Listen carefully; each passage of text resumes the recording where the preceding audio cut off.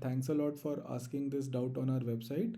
बहुत अच्छा क्वेश्चन है और बहुत ही हाई लेवल का क्वेश्चन है। तो आपके जो रोलिंग के कॉन्सेप्ट्स हैं वो एकदम क्रिस्टल क्लियर होने चाहिए, तभी जाके ये क्वेश्चन हो पाएगा। ठीक है। तो सबसे पहले तो हम ये समझते हैं कि क्वेश्चन में हमें बताया क्या गया है। क्वेश्चन में हमें ये बोला है कि देखो एक स्फेयर है, रेडियस 5 सेंटीमीटर है, वो एक वेलोसिटी 10 मीटर पर सेकेंड से दो पैरेलल हॉरिजॉन्टल फिक्स्ड रॉड्स पे चल रहा है और अभी वो रोलिंग विदाउट स्लिपिंग कर रहा है। ठीक है। ये जो सेपरेशन बिटवीन द रॉड्स है वो 2√24 सेंटीमीटर के बराबर है। ऑलराइट। और हमें बोला है कि रॉड्स और स्फेयर के बीच में फ्रिक्शन है जिसका कोएफिशिएंट ऑफ फ्रिक्शन 0.3 है। स्फेयर जो है वो कोलाइड करता है स्मूथ वर्टिकल वॉल से इलास्टिकली। ऑलराइट। और फिर ये रिटर्न बैक करता है। रिटर्न बैक करने के बाद V2 से कोलाइड करता है और फिर एक और बार रिटर्न बैक करता है और V3 से कोलाइड करता है। ऑलराइट। तो हमें सबसे पहले तो मोशन का अंदाज़ा होना चाहिए कि हो क्या रहा है मोशन में। ओके। क्योंकि कई बच्चे ना ये रिटर्न बैक करता है इसी में कंफ्यूज हो जाते हैं। तो आओ समझते हैं। सबसे पहले तो हमें पता है कि ये जो डिस्टेंस बिटवीन द रेल है वो 2√24 है। ओके। तो सबसे पहले तो ये निकालते हैं कि जो पार्ट स्फेयर का रेल्स के कांटेक्ट में होगा वो किस रेडियस में सर्कुलर मोशन कर रहा है। ठीक है। मान लो ये दो पार्ट्स हैं जो रे स्फेयर को रेल से टच कर रहे हैं। अब ये डिस्टेंस हमें दे रखा है 2√24। ठीक है। और हमें पता है कि स्फेयर का जो रेडियस है वो 5 है ना, वो 5 है। तो मेरे को क्या करना है, मेरे को ये जो सर्कल बनेगा ना स्फेयर के ऊपर एक तरीके से इसका रेडियस चाहिए। ऑलराइट। तो इसका रेडियस इसके बराबर होगा, राइट, इस हाइट के। ये देखो ये हाइट है। तो अगर मान लो ये वाली रेल समझो, तो मुझे इस सर्कल का रेडियस चाहिए और इस सर्कल का रेडियस इस हाइट के बराबर होगा। ठीक है। तो मैं पाइथागोरस थ्योरम लगा सकता हूँ। अगर ये टोटल लेंथ 2√24 है तो ये लेंथ हो जाएगी √24। ये रेडियस है 5, तो मेरा ये वैल्यू आ जाएगी 1 सेंटीमीटर। यानी कि जो पार्ट स्फेयर का रेल्स के कांटेक्ट में है वो 1 सेंटीमीटर के रेडियस में रोटेट कर रहा है। ठीक है। और हमें दे रखा है कि रोलिंग विदाउट स्लिपिंग है। अब रोलिंग विदाउट स्लिपिंग में तो जो आपका आर ओमेगा होगा वो आपकी वेलोसिटी को एग्जैक्टली कैंसिल आउट कर देगा। आर ओमेगा इस डायरेक्शन में होगा, देखो ये डायग्राम मैंने बना रखा है। आर ओमेगा जो होगा वो इस डायरेक्शन में होगा और वेलोसिटी जो होगी वो इस डायरेक्शन में होगी। तो वो एक दूसरे को एग्जैक्टली कैंसिल आउट कर देंगे। फ्रिक्शन अभी ज़ीरो है। ठीक है। और हमें वेलोसिटी पता है तो आर ओमेगा इक्वेट करके हम ओमेगा की वैल्यू निकाल सकते हैं। ओमेगा आ जाएगा आपका 1000 रेडियंस पर सेकेंड। ठीक है। ये हो गया इनिशियली जब कोलिजन नहीं हुआ था। अब हम कोलाइड करेंगे। All right. Let me just remove this ink on the screen. हाँ। तो अब कोलिजन होगा। All right. कोलिजन होते ही पहले जो हमारी वेलोसिटी 10 मीटर पर सेकेंड थी आगे को। All right. अब वो वेलोसिटी जो होगी वो इमीडिएटली चेंज हो जाएगी, ऑपोजिट डायरेक्शन में हो जाएगी, 10 मीटर पर सेकेंड ऑपोजिट डायरेक्शन में। ठीक है। अब क्या होगा, वेलोसिटी भी इस डायरेक्शन में है, आर ओमेगा भी इस डायरेक्शन में है, वो एक दूसरे को कैंसिल नहीं करेंगे, तो स्लिपिंग स्टार्ट हो जाएगी और हमारी फ्रिक्शन लगने लगेगी। ठीक है। किस डायरेक्शन में, फ्रिक्शन इस डायरेक्शन में और इस डायरेक्शन में लगने लगेगी। एक रेल आपको F/2 फ्रिक्शन देगा क्योंकि सिमेट्रिकल है और टोटल फ्रिक्शन जो होगी वो आपकी म्यू एम जी के बराबर होगी। All right. तो कोलिजन हुआ तो ये सिचुएशन आई। अब क्या होगा, अब क्या होगा कि अब आप ये समझो कि हमारा जैसे हमने कोलिजन के टाइम पे डिस्कस किया था कि वेलोसिटी जो है वो इस डायरेक्शन में थी। तो जब तक ये वेलोसिटी ज़ीरो नहीं हो जाती, ठीक है, तब तक हमारा स्फेयर जो है वो पीछे बढ़ता रहेगा। ठीक है। और वेलोसिटी इस डायरेक्शन में है और ओमेगा भी इस डायरेक्शन में है, तो आर ओमेगा भी इस डायरेक्शन में है। यानी कि स्लिपिंग कंटिन्यू रहेगी और हमारी फ्रिक्शन फोर्स इस डायरेक्शन में लगती रहेगी, वो होगी हमारी म्यू एम जी के बराबर।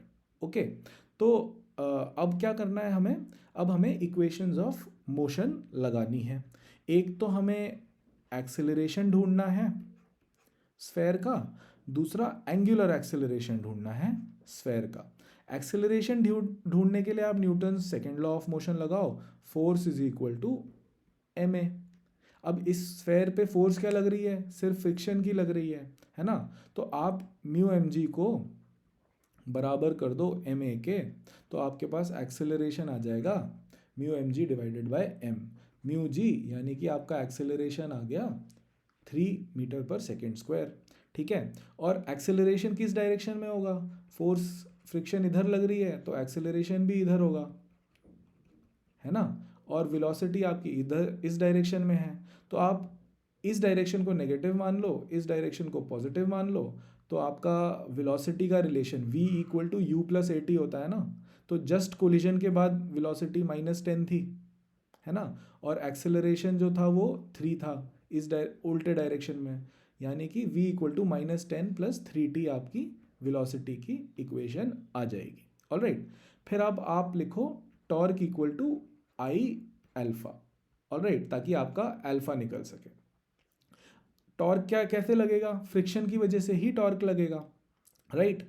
तो आप लिखोगे एफ फ्रिक्शन टाइम्स जो डिस्टेंस है फ्रिक्शन का distance from the axis of rotation, ठीक है। एक्सिस ऑफ रोटेशन हमारे स्फेयर के सेंटर से जाएगी, और ये आर क्या है, आर हम कैलकुलेट कर चुके हैं, आर अपना ये 1 सेंटीमीटर होगा, क्योंकि ये जो रेडियस है देख रहे हो जिस पे हमारा स्फेयर जो है वो रेल्स पे रोटेट कर रहा है, वो रेडियस जो है वो 1 सेंटीमीटर है, और फ्रिक्शन भी यहीं पर लगेगी।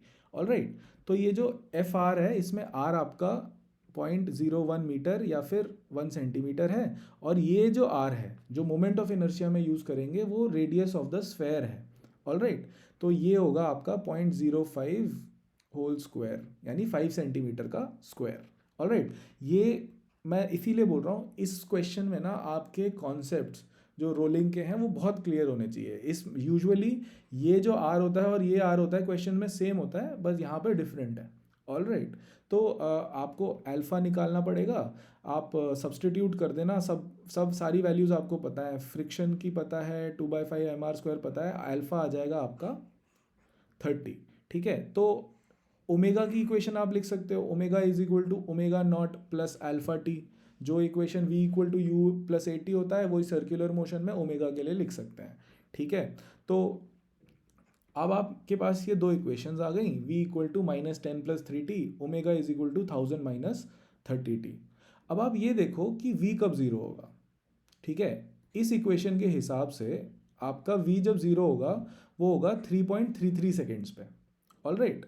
और ओमेगा कब ज़ीरो होगा, ओमेगा ज़ीरो होगा 100/3 यानी 33.33 सेकेंड्स में, यानी v जो है वो पहले v become zero earlier than omega. यानी कि सिचुएशन ऐसी है कि हमारा स्फेयर तो रोटेट करता रहेगा लेकिन उसकी ट्रांसलेशन वेलोसिटी ज़ीरो हो जाएगी, ठीक है। वो आगे बढ़ना मतलब बैकवर्ड डायरेक्शन में आगे बढ़ना बंद कर देगा, लेकिन वो ऐसे रोटेट ज़रूर करता रहेगा, ठीक है। तो अब क्या होगा, लेट्स सी, अगर हमारी ट्रांसलेशनल वेलोसिटी ज़ीरो हो गई पहले और एंगुलर वेलोसिटी नॉन ज़ीरो है, तो हमारा क्योंकि एंगुलर वेलोसिटी है तो वो रोटेट तो करता ही रहेगा, तो आर ओमेगा का कंपोनेंट तो यहाँ पे और यहाँ पे रहेगा ही। क्योंकि आर ओमेगा का कंपोनेंट है तो स्लिपिंग तो होती ही रहेगी, और क्योंकि स्लिपिंग होती ही रहेगी इसलिए हमारी फ्रिक्शन फोर्स लगती रहेगी, और क्योंकि हमारी फ्रिक्शन फोर्स लगती रहेगी, राइट, तो हमारा अब ये जो वेलोसिटी है ना, अब ये स्फेयर ना इधर की तरफ एक्सेलरेट करेगा, ठीक है। क्योंकि ये एक्सेलरेट करेगा इसलिए वो दोबारा जाके वॉल से टकराएगा। समझ रहे हो बात, कि ये रिटर्न बैक कैसे किया, क्योंकि हमारा रोटेशन बंद नहीं हुआ, लेकिन हमारी वेलोसिटी पहले ज़ीरो हो गई, तो अब स्फेयर जो है वो इस डायरेक्शन में एक्सेलरेट करेगा और वो वॉल से जाके दोबारा टकराएगा, ऑलराइट। लेकिन अब इसमें एक और कॉम्प्लेक्सिटी है, ठीक है। वो इधर एक्सेलरेट तो करने लगेगा, कब तक? तब तक जब तक ये फ्रिक्शन फोर्स लगती रहेगी, ठीक है। फ्रिक्शन फोर्स कब तक लगती रहेगी? जब तक स्लिपिंग होगी, ऑलराइट। लेकिन स्लिपिंग रुक सकती है ना, स्लिपिंग तब रुक सकती है जब हमारी ये जो वेलोसिटी है और ये ओमेगा था, ठीक है। जैसे जैसे ये अभी इस टाइम पे वेलोसिटी ज़ीरो है लेकिन फ्रिक्शन लग रही है, फ्रिक्शन की वजह से ये वेलोसिटी ज़ीरो से बढ़ती जाएगी, कुछ वेलोसिटी मान लो v हो गई, ठीक है। ओमेगा कम होता जाएगा लेकिन हम मानते हैं कि चलो यही डायरेक्शन में रहेगा, ठीक है। तो इस डायरेक्शन में एक आर ओमेगा लग जाएगा, ठीक है। सॉरी, ये छोटा आर है, इस डायरेक्शन में एक आर ओमेगा लगेगा। जैसे ही v equal to r omega होगा, स्लिपिंग बंद हो जाएगी, प्योर रोलिंग स्टार्ट हो जाएगी, ठीक है। स्लिपिंग बंद हो जाएगी और प्योर रोलिंग स्टार्ट हो जाएगी। तो आपको एंड ऐसा नहीं सोचना है कि ये हमेशा बॉल जो है वो हमेशा एक्सेलरेट करती रहेगी जब तक वो अपनी वॉल से नहीं टकराती। वो कहीं पहले ही एक्सेलरेशन उसका बंद हो जाएगा और फिर वो कांस्टेंट ट्रांसलेशनल वेलोसिटी से आगे बढ़ेगी, क्योंकि बीच में ही कहीं पे प्योर रोलिंग स्टार्ट हो जाएगी, ऑलराइट। तो ये मैंने सिचुएशन लिखी हुई है कि कहीं बीच में जब प्योर रोलिंग स्टार्ट हो जाती है तो क्या होगा, ऑलराइट। उसके लिए हमें क्या करना है, हमें v equal to r omega equation लिखनी है, ठीक है। हमारी v क्या है, वेलोसिटी -10 + 3t हम लिख चुके हैं। ओमेगा क्या है, 1000 - 30t हम लिख चुके हैं। तो इससे आर ओमेगा लिख लेना आप। आर मेरा 1 सेंटीमीटर यूज़ करना है मुझे, ठीक है, या फिर 0.01 मीटर, ऑलराइट। तो अगर मैं 0.01 टाइम्स ओमेगा कर दूं तो मेरा आर ओमेगा की वैल्यू आ गई 10 - 0.3t। अब इन दोनों इक्वेशन को मैं इक्वेट कर दूंगा, मेरा आंसर आ जाएगा इससे, ठीक है। टाइम आ गया मेरे पास 20/3.3, यानी इस टाइम पे दोबारा से प्योर रोलिंग स्टार्ट हो जाएगी, ऑलराइट।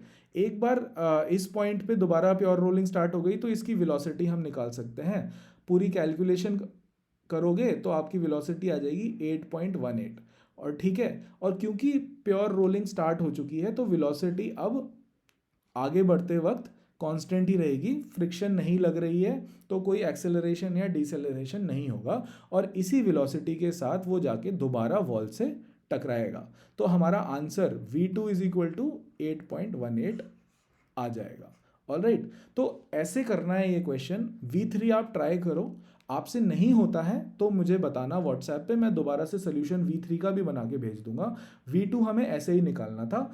ऐसे ही आपको अलग अलग स्टेजेस सोचनी है मोशन की, और देखना है कि पहले प्योर रोलिंग थी, बाद में कोलिजन हुआ, कोलिजन के बाद बैकवर्ड मोशन हुआ, बैकवर्ड मोशन में डिसेलरेशन हुआ, वेलोसिटी ज़ीरो हो जाएगी, वेलोसिटी ज़ीरो होने के बाद दोबारा फॉरवर्ड मोशन में एक्सेलरेशन होगा और एक टाइम के बाद प्योर रोलिंग स्टार्ट हो जाएगी, और प्योर रोलिंग स्टार्ट होने के बाद वेलोसिटी कांस्टेंट रहेगी। ऐसे आपको फेजेस में इस क्वेश्चन को करना है। अगर v3 ट्राई करो, नहीं होता है तो व्हाट्सएप करना, मैं सोल्यूशन उसका भी भेज दूंगा, ऑलराइट। अगर आपको ये सोल्यूशन पसंद आया तो प्लीज़ शेयर करना अपने दोस्तों के साथ मेरी वेबसाइट को, ऑलराइट। Thank you.